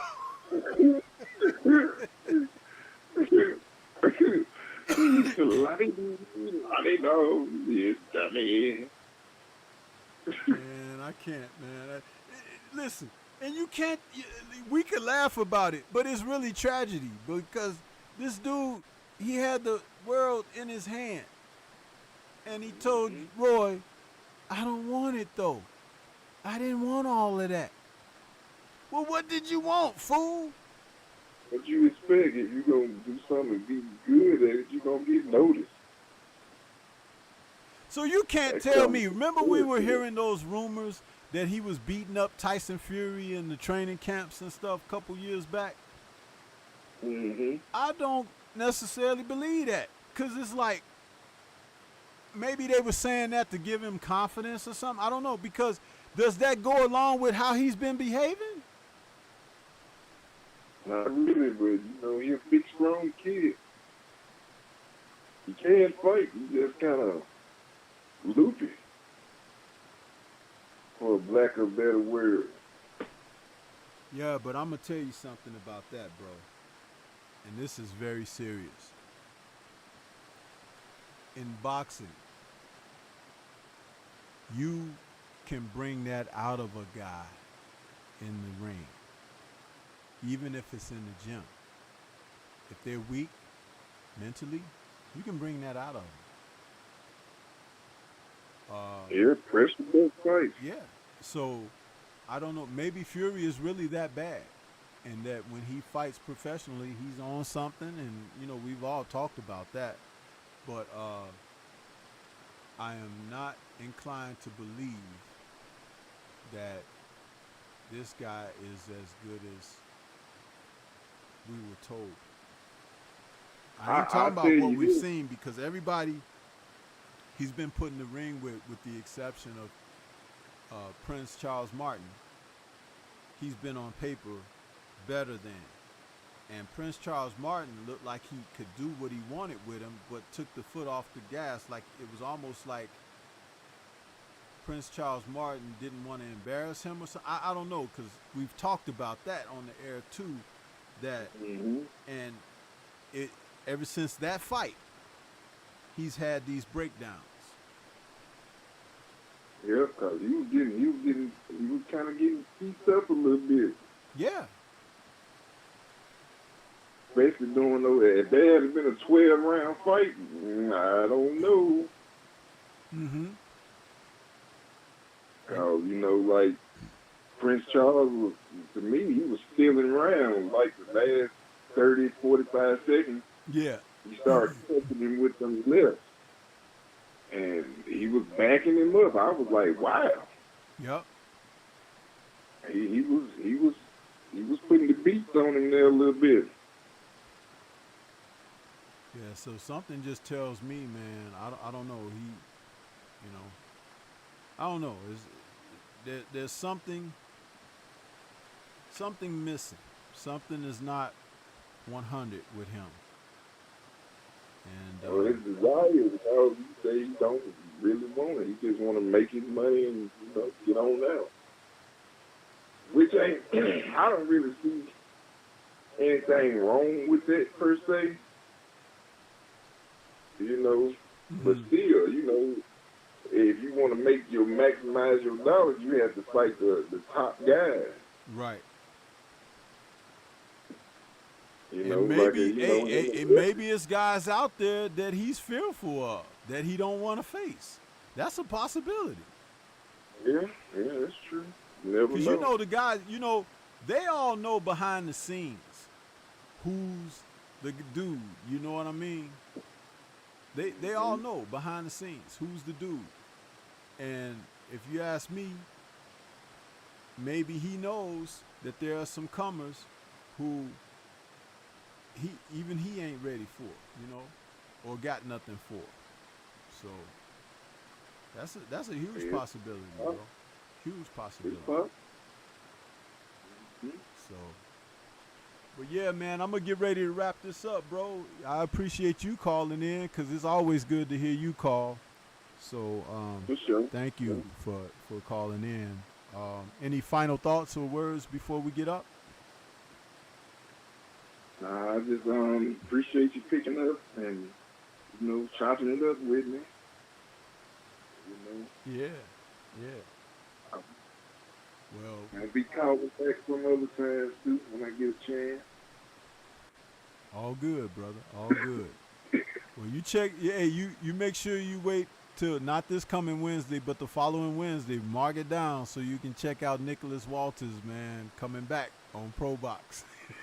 On the 27th, I got to see this. Yeah, me too. Cause I am definitely curious about what's gonna happen there, man. Big time. So, but yeah, I'm gonna get ready to get on out of here. Thank you for calling, bro. I appreciate you, and look forward to hearing from you again soon. All righty. All right, take it easy. All right, peace. Peace. All right, that was a great call from the brother, Mr. Shelton, man. That's what's up. And we are coming to the end of another very good call-in show. I want to say thank you to Daryl Alexander for sending out those channel memberships, gifting those memberships. What a supporter, man, to do those kind of things, man. That's a wonderful thing. I want to thank 78 Sports TV for stopping in and chopping it up with me and everything.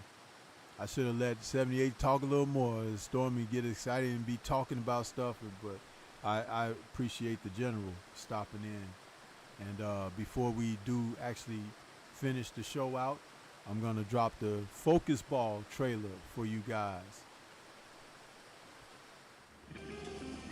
Get ready to take your striking game to the next level with the Focus Ball.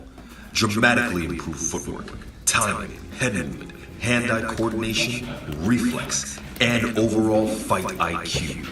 It's lightweight and extremely portable, so you can train every time, everywhere. When you don't have a coach to do mitt work, get a Focus Ball. When you don't have a heavy bag to hit, get a Focus Ball. When you don't have a sparring partner, get yourself a Focus Ball. And when you just want to have fun punching and kicking, get a Focus Ball. When you train with the Focus Ball, you train your eyes and your brain to read punches so that you can hit and not get hit, making this very simple device a must-have for all combat sports athletes and enthusiasts alike. So if you want to take your striking game to the next level, don't wait. Get the Focus Ball now.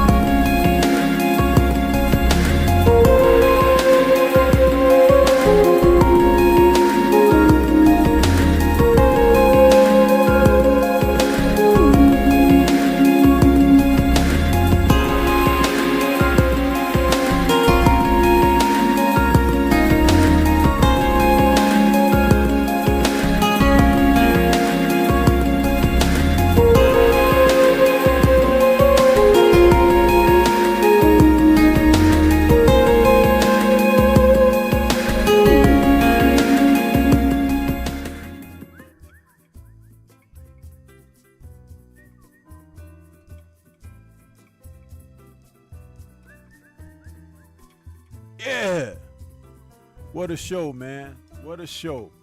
Glad to be back here with you guys today. It turned out to be quite a show. I appreciate the guests that came in for the calls. I appreciate everyone that came into the chat. Didn't get a chance to shout out everybody because once we started cooking, we started cooking. Yeah. But that's what this show is for. A lot of positivity going on around these parts. That's what it's all about. But we're going to get on up out of here.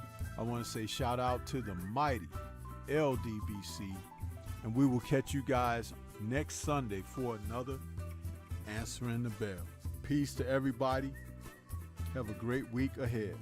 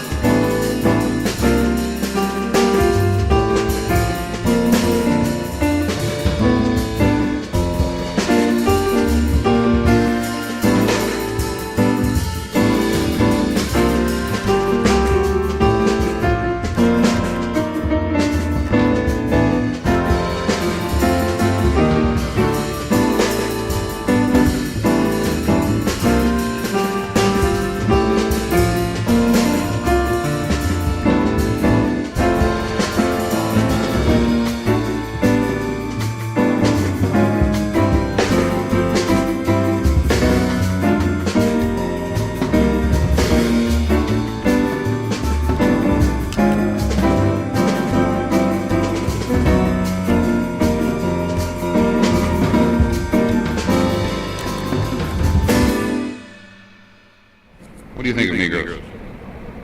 As good as any white man.